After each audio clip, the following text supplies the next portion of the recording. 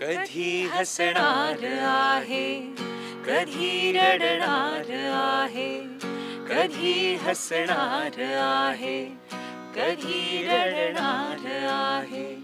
मी सारी जिंदगी माझी तुला जपणार आहे, मी सारी जिंदगी माझी तुला जपणार आहे.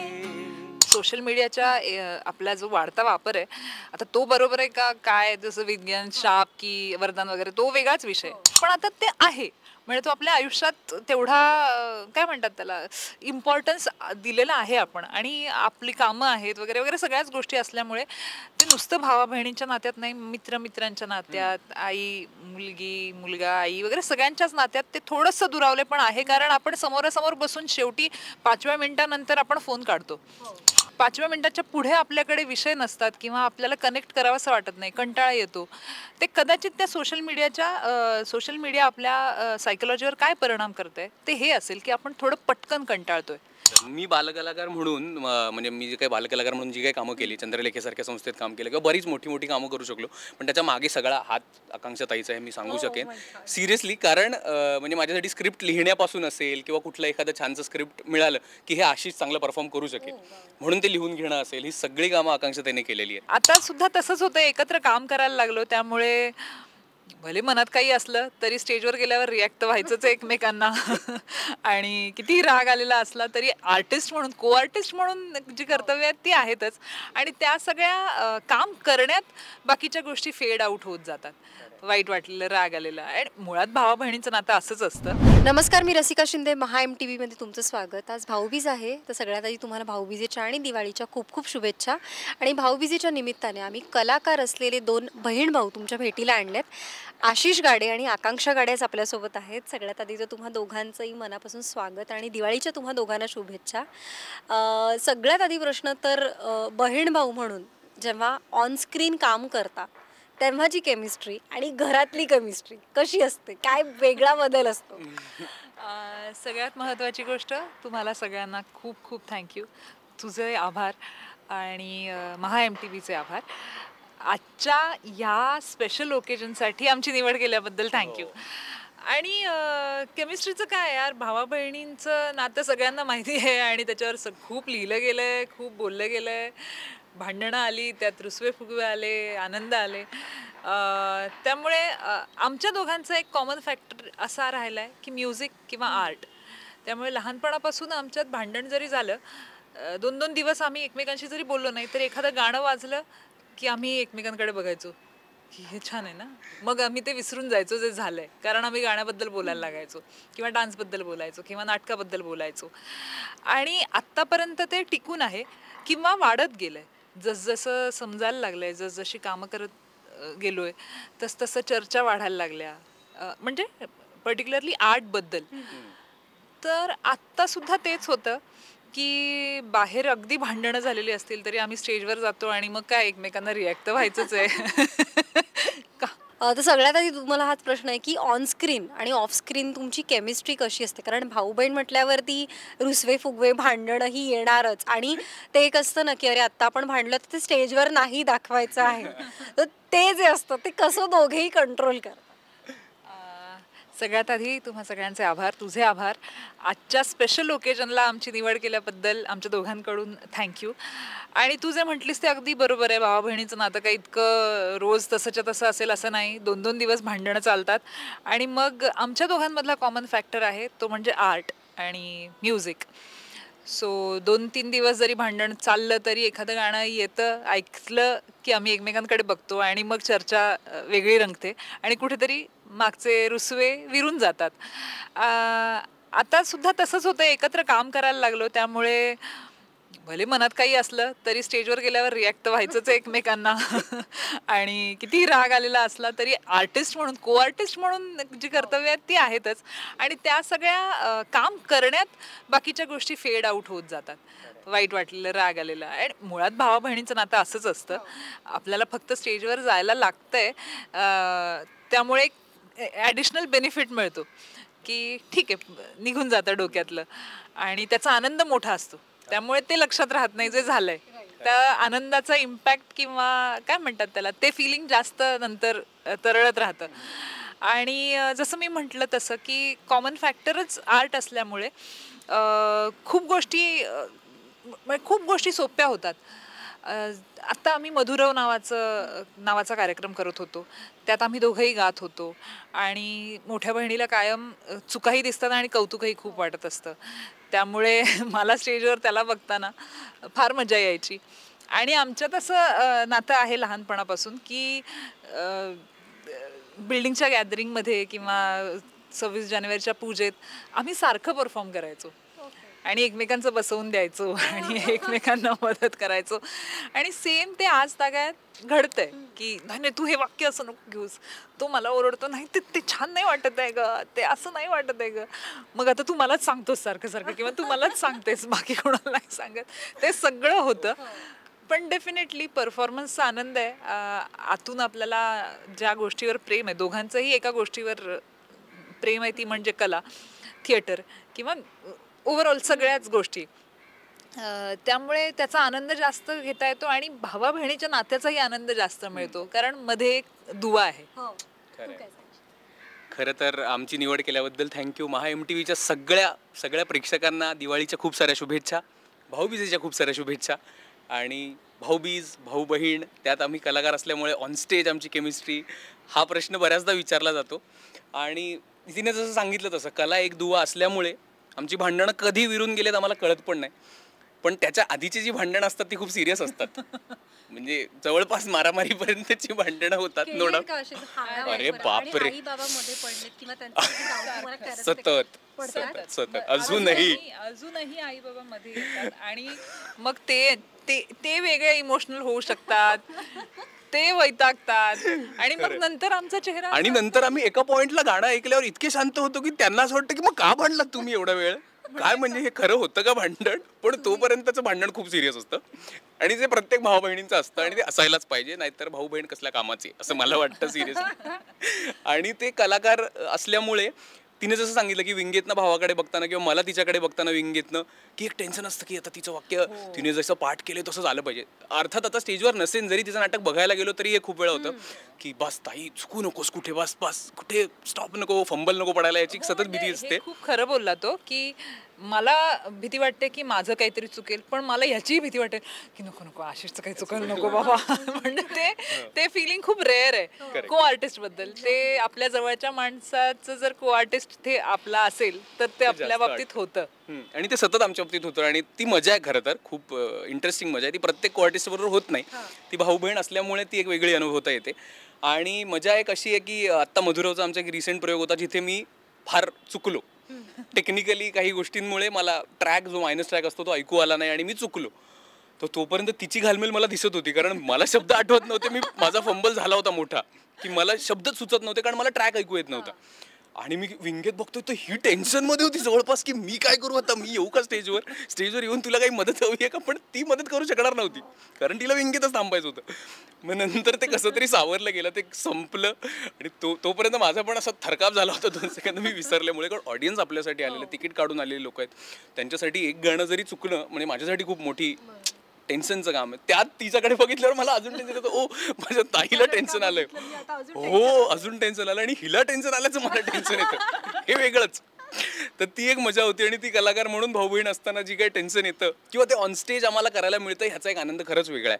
आणि आत्तापर्यंत खरं तर आम्ही फार रेअरली कामं केलेत. एक मधुरवसारखा एक नाट्यप्रयोग असेल किंवा आता एक नवीन नाटक आम्ही करतो आहोत ज्याचा आत्ता नुकताच प्रयोग झाला आहे, मनुष्य नावाचा, ज्याचं लेखन दिग्दर्शन मकरंद देशपांडे सरांचं आहे.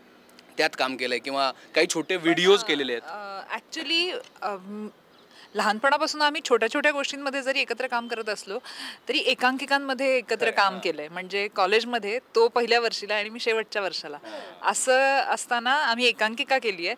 आणि त्यानंतर मकरंद देशपांडे सरांकडे मी ॲक्ट करत होते आणि तो बऱ्याच नाटकांसाठी म्युझिक करत होता, त्यामुळे तो बाजूला असायचा. आणि आमच्यासाठी ते सगळ्यात बेस्ट गोष्ट होती की आम्ही दोघंही सकाळी 7ला जातोय आमचं सामान घेऊन आणि रात्री 8-9 वाजता परत येतोय. सो ते एक फॅमिली फील येतो ना सडनली की आता घरी आई बाबा पण येणार आहेत. टेन्शन नाही की हा दोघे एकत्र गेले, दोघे एकत्र. हो, आणि आई बाबा असले की तर मला असं वाटायचं घरच आहे. मग घरातलंच चाललंय काहीतरी माझ्या. इतकं त्याची गंमत होती. एकत्र जायचं, एकत्र परत यायचं आणि एकत्र परफॉर्म करायचं, तिथेच राहायचं, तिथेच काम करायचं. खरं तर मी बालकलाकार म्हणून म्हणजे मी जे काही बालकलाकार म्हणून जी काही कामं केली, चंद्रलेखेसारख्या संस्थेत काम केलं किंवा बरीच मोठी मोठी कामं करू शकलो, पण त्याच्या मागे सगळा हात आकांक्षा ताईचा आहे मी सांगू शकेन सिरियसली. कारण म्हणजे माझ्यासाठी स्क्रिप्ट लिहिण्यापासून असेल किंवा कुठलं एखादं छानसं स्क्रिप्ट मिळालं की हे आशिष चांगलं परफॉर्म करू शकेल म्हणून ते लिहून घेणं असेल, ही सगळी कामं आकांक्षा ताईने केलेली आहेत. नाही, पण ह्याचंही कारण मी सांगते, आता हे काही त्याचं कौतुक नाहीये, कारण त्याचा म्हणजे मी फ्रँकली ॲक्सेप्ट करते की मी लहानपणापासून हुशार नव्हते.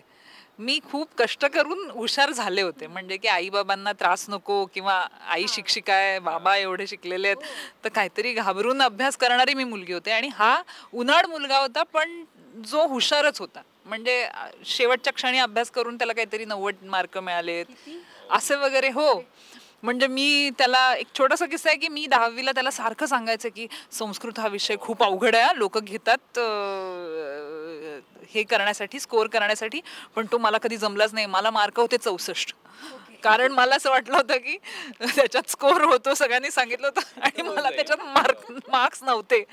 आणि मी त्याला अख्खं वर्ष ओरडत होते की तू करतच नाहीस, तू दिसलाच नाहीस कधी करताना. आणि त्याने काहीतरी 10 दिवसात मित्रमैत्रिणींकडून अभ्यास केला असेल, त्याला 94 मार्क होते. सो एवढा आमच्यात फरक होता. त्यामुळे पण ते उलट असतं ना, हो त्याला, पण ते उलट असतं ना की जो फार हुशार नसतो ना तो नीटनेटका असतो, कारण तो हुशार नसतो. माझं तसं नाही, पण ओव्हरऑल माझ्यात नीटनेटकापणा खूप आहे. म्हणजे आज जरी मॅक्सनांचं स्क्रिप्ट आलं तरी मी माझ्या अक्षरात लिहून घेते, आणि मला असं वाटतं की नाही लिहिलं की माझं पाठ होईल. आणि हा काहीच नाही करत, पण हा बोलू शकतो, तिकडे जाऊन काहीतरी तो फसणार नाही. तर मग त्याचं पण मी लहानपणी लिहायचे, किंवा काहीतरी एखादी कविता आली तर माझ्यात कधीच कॉन्फिडन्स नव्हता की मी ही म्हणू शकेन किंवा मी ही परफॉर्म करेन. पण मला माहिती होतं की आशिष सगळ्या एलिगेशन डिबेटमध्ये असतो किंवा एकपात्री अभिनयात असतो, आणि शिक्षक त्याला खूप नाही का छान असं लाडका विद्यार्थी आणि असं सगळं. तर मला असं वाटायचं की मी लिहून घेते, म्हणजे तो पाठ करेल आणि तो म्हणेल कुठेतरी. हे सगळं मी खूप केलंय, आणि जबरदस्तीने पण, की हे नाही, हे कर, मी आणलंय, हे कर. पण आता तू म्हणतो तुमचं जे नातं आणि तुमचं एकमेकांचं ते रिलेशन पाहून असं येतं की अलीकडे ना कुठेतरी तो बहीण भावामधला ना संवाद राहिला नाहीये. म्हणजे मोस्ट ऑफ द टाइम काय होतं की सोशल मीडियामुळेच होतं की बहीण भाऊ दोघेही सोशल मीडियावर असतील तर ते एकमेकांपासून लपवणं असेल की अरे मी भावापासून स्टोरी हाईड करते किंवा बहिणीपासून करते, हे बऱ्याचदा दिसून येतं. तर ह्यावर एक बहीण भाऊ म्हणून तुम्हाला काय वाटतं? ऑब्व्हियसली ट्रान्सपरन्सी तर हवी, पण कुठेतरी एक तो घाबरेपणा आहे का, किंवा काही अशा गोष्टी आहेत की ज्याच्यामुळे ह्या गोष्टी होत आहेत? तू म्हणतेस ते बरोबर आहे, पण ते सगळ्याच नात्यात झालंय. सोशल मीडियाच्या आपला जो वाढता वापर आहे, आता तो बरोबर आहे का काय, जसं विज्ञान शाप की वरदान वगैरे, तो वेगळाच विषय, पण आता ते आहे. म्हणजे तो आपल्या आयुष्यात तेवढा काय म्हणतात त्याला इम्पॉर्टन्स दिलेला आहे आपण, आणि आपली कामं आहेत वगैरे वगैरे सगळ्याच गोष्टी असल्यामुळे ते नुसतं भावा बहिणींच्या नात्यात नाही, मित्रांच्या नात्यात, आई मुलगी मुलगा आई वगैरे सगळ्यांच्याच नात्यात ते थोडंसं दुरावले पण आहे. कारण आपण समोरासमोर बसून शेवटी 5व्या मिनिटानंतर आपण फोन काढतो, 5व्या मिनिटाच्या पुढे आपल्याकडे विषय नसतात किंवा आपल्याला कनेक्ट करावंसं वाटत नाही, कंटाळा येतो. ते कदाचित त्या सोशल मीडिया आपल्या सायकोलॉजीवर काय परिणाम करतंय ते हे असेल की आपण थोडं पटकन कंटाळतोय समोरच्या माणसाचं ऐकून घ्यायला. आणि ऐकून घ्यायला म्हणजे not necessary in bad sense की आपण खूप वेळ कॉन्सन्ट्रेशनच नाही करू शकत. पण तो मला वाटतं सगळ्या अख्ख्या पिढीच त्याच्यातून सफर होते. आणि भावंडांचं म्हटलं तर ते लहानपणापासून भावंडांच्या बाबतीत हे होतच ना की हे असं करू नकोस, मी आईला सांगेन. सो ते आहेच, होतच ना. म्हणजे एखादी गोष्ट तोडली तरी असं होतं, आईला सांगू नकोस मी तोडली तर. हो, म्हणजे आम्ही एकमेकांकडे बघतो आणि असं म्हणजे असं बघतात, चेहऱ्याने सांगतो की प्लीज हे सांगणार नाहीस ना तू. आणि काही वेळेला ते आउट ऑफ रिस्पेक्ट पण होऊ शकतं की नको बाबा भावाला कळायला, सरळ सरळ सांगायचं तर हा माझा मित्र आहे, किंवा बहिणीला नको कळायला की ही माझी मैत्रीण आहे.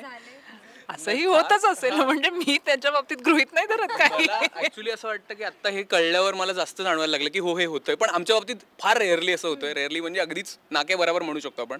पण त्यातल्या त्यात समजा मी घरी लहानपणी खेळलोय क्रिकेट आणि घरची ट्यूबलाईट फुटली, असा एक किस्सा झालेला आहे की जिथे ट्यूबलाईट फुटली आणि मला असं झालं की आता येऊन पप्पा मला मारणार, 100% मारणार. तर प्लीज सांगू नकोस, नवीन ट्यूबलाईट घेऊन ती लाव, पण प्लीज सांगू नकोस.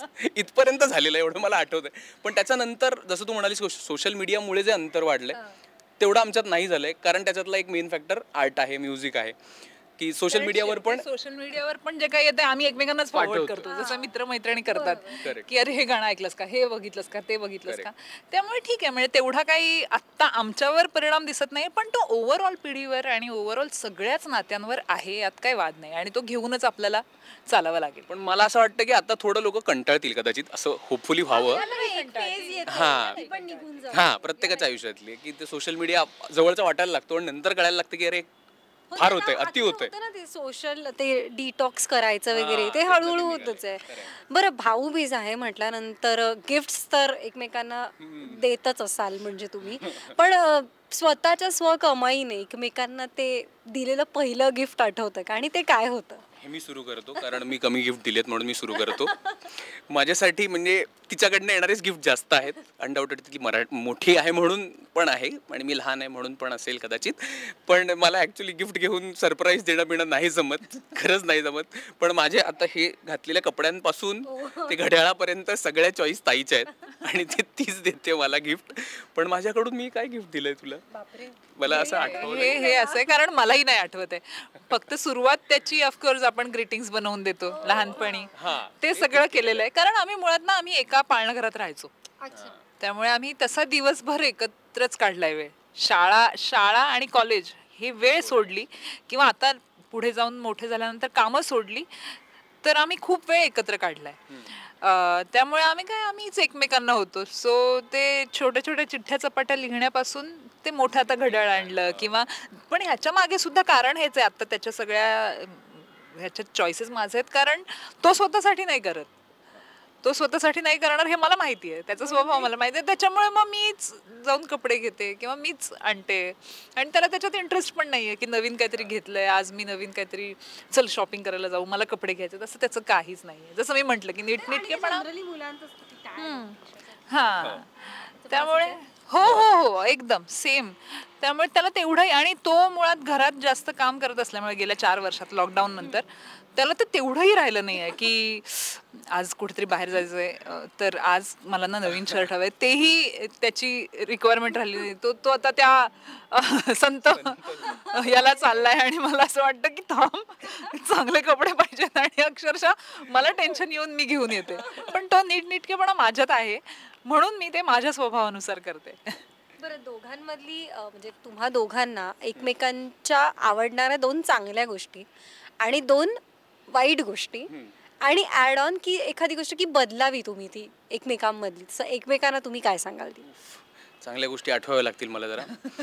हेच भाऊ म्हणजे भाऊ बहिणी चांगल्या गोष्टी वाईट नाही, पण चांगल्या खूप साऱ्या गोष्टी मी सांगितलं तसं की माझ्या अभिनय क्षेत्रात या मदतीपासून सगळ्या गोष्टींचं चांगलेपणच आहे. ऑफकोर्स त्यात वाईट गोष्टी ॲक्च्युली कमी आहेत, खरं तर कमी आहेत. पण म्हणजे मला चांगल्या सवयी लावण्यापासून बेसिकपासून सगळ्या चांगल्याच गोष्टी ताईने शिकवलेल्या असं मी म्हणू शकेन. पण त्यातल्या त्यात असं सांगायचं झालं तर कलाकार म्हणून पटकन एखादी गोष्ट आवडली नाही की पटकन सांगणं जे होतं ना की तू चांगलं नाही करते, ते जरा तिने कमी करावं. जरा थोडं आरामात सांगावं, नीट समजून घेऊन सांगावं. पटकन ताईगिरी तिकडे करू नये असं मला वाटतं. मला हा प्रश्न यायचाच हो. चांगलं म्हणजे एक तर तो स्वतःत रमतो, त्याचं जितकं स्वतःच्या कलेवर प्रेम आहे ते बघून मला खरंच खूप छान वाटतं. म्हणजे मला असं वाटतं की माणूस म्हणून ती चांगल्या माणसाचं लक्षण आहे, आणि उद्या त्रास कमी होणार बाकीच्या जगाचा, कारण तुला तुझं काम आवडतं, विश्व आहे. ती एक खूप मोठी चांगली गोष्ट आहे, आणि तो फार मनाला लावून घेत नाही. त्यामुळे असं काही होत नाही की नाही का अक्षताई मला त्रास होतोय, मला डिप्रेशन होतं, मीच 10 वेळा रडत जाते की नाही तिने असं केलं, त्याने असं केलं, मला सर असं बोलले, मलाही असं बोलले. तर तो असं फक्त बघतो, हां मग हा मग किंवा हा ओके मग असं. तर कधी कधी असं वाटतं माझ्याबरोबर गॉसिप कर काहीतरी बोल. पण त्याचा तो ऍक्च्युली त्याच्यासाठी तो खूप चांगला भाग आहे. आणि वाईट सांगायचं झालं तर बदलाविषयी तेच म्हणजे तेच मला नीटनेटकेपणा खरंच खूप आवडतो. म्हणजे मला खरंच आवडतं नीट ठेवलेलं आणि सगळं व्यवस्थित राहिलेलं. आणि मग ते ओव्हरऑल सगळं अख्ख्या आयुष्यासाठी सुद्धा. तर ते नक्कीच नाही आहे त्याच्याकडे. ते अजून माझ्या आता सुरू झालंय हळूहळू. हा हो. आता हे तू आईसारखं बोललीस की कितीही मोठं झालं तरी एक आई म्हणतात नाही तू लहान आहे. अगं तो मोठा आहे. तो फक्त आपल्यापेक्षा लहान आहे. तो मोठा आहे. सोयीस्करित्या ते आहे. आणि त्याचा प्लस पॉइंट पण आहे की तो लहान दिसतो सुद्धा. म्हणजे चेहऱ्याने पण बाहेर कास्टिंगसाठी सुद्धा तो सगळ्या त्याच्यापेक्षा 5 वर्ष लहान असलेल्या कॅरेक्टरसाठीच त्याला बोलवतात. आणि बरीच जण मला बऱ्यापैकी ज्यांनी मला आधीपासून पाहिलं अभिनय करताना ते प्रश्न विचारतात सोशल मीडियावर की तुम्ही अभिनय आता काही करत नाही आहात का किंवा सिरियल्समध्ये दिसत नाहीत का वगैरे. त्याचं कारण पण हेच आहेत की अजूनही मला लहान मुलाचेच कॅरेक्टर्स येतात. तर असं होतं की जरा थांबा थोडं अजून मोठं दिसल्यावर परत येतो मी नो डाऊट. पण करायची इच्छा आहे. तसं नाटकांमध्ये बरीच कामं केली आहेत. मकरंद सरांच्या राम नावाच्या नाटकात पण छोटंसं काम करता आलं होतं. त्यांच्या पण अनेक नाटकांमध्ये कामं करता आली होती. किंवा मधुरोसारखं नाटक आता करतोय ज्यात गाणी पण गायला मिळतंय, डान्स पण करायला मिळतोय, नाटक अभिनय करायला मिळतोय. तर अभिनयासाठी थांबलोय अशातला भाग नाही आहे. पण चांगल्या कामांसाठी नक्कीच थांबलेलो आहे. आणि त्याच्यामुळे म्युझिक माझ्यातलं जे काही आता इथे गिटार आहे आपण वाजवून दाखवूच गाणी बिणी गाऊच. पण ते वाढत गेलं त्याचं कारण एक असेल की मी सिरियलच्या सेटवर बऱ्याचदा गिटार वगैरे घेऊन जायचो. आणि ते पण मला ताई सांगायची बऱ्याचदा की तिथे जातोयस तर नुसता वेळ नको जायला, काहीतरी शिक किंवा काहीतरी कर तिथे ट्राय. तर मग मी गिटार एक विकत घेऊन आपलं सेटवर घेऊन जातोय, यूट्यूबवरनं व्हिडिओज बघतोय. असं करून गिटार शिकलोय. किंवा म्युझिकचे जे काही टेक्नॉलॉजी जी आहे म्युझिकल ती बरीचशी त्याच्यावरून शिकलो. आणि आज म्युझिकमध्ये बरंच काम करता येते त्याच्यामुळे. सो त्याच्यासाठी पण ताईला थँक्यू. तसं सगळं म्युझिकचा विषय आहे तर जाता जाता गाणं झालंच पाहिजे. तर आणि ॲक्च्युली तुझ्यामुळे आमची भाऊबीज स्पेशल झाली. आणि आमच्या एका नाटकामुळे पण ह्यावेळची दिवाळी जास्त स्पेशल झाली की आम्ही घरात नव्हतोच. रिहर्सलच होती कारण ऐन दिवाळीत 12 तारखेला प्रयोग होता. पण मॅक्स सर जसं म्हणतात की जो लोग थिएटर को लक्ष्मी मानते वो लोग लक्ष्मी पूजन वही करेंगे. तर ती आमच्यासाठी अजून स्पेशल दिवाळी ठरली की दिवाळीच्या दिवशी आपण ज्या रंगमंचाला देव मानतोय तिथे जाऊन काम करता येणं. सो हे सगळं स्पेशल छान चाललंय. तर गाणी काय म्हणजे आपल्याकडे भावा बहिणींच्या गाण्याला काही कमीच नाही आहे. रादर मराठी सगळ्याच ह्याच्यात आवडतं गाणं नॉट नेसेसरी की पण आता भाऊबीज आहेच तर मग झालंच पाहिजे थोडंसं. एक खूप आवडता सगळ्यांचा महाराष्ट्राचा गायक आदर्श शिंदे त्याचं गाणं आहे आणि आम्हाला तो फार आवडतो दोघांना. कधी हसणार आहे, कधी रडणार आहे, कधी हसणार आहे, कधी रडणार आहे. मी सारी जिंदगी माझी तुला जपणार आहे.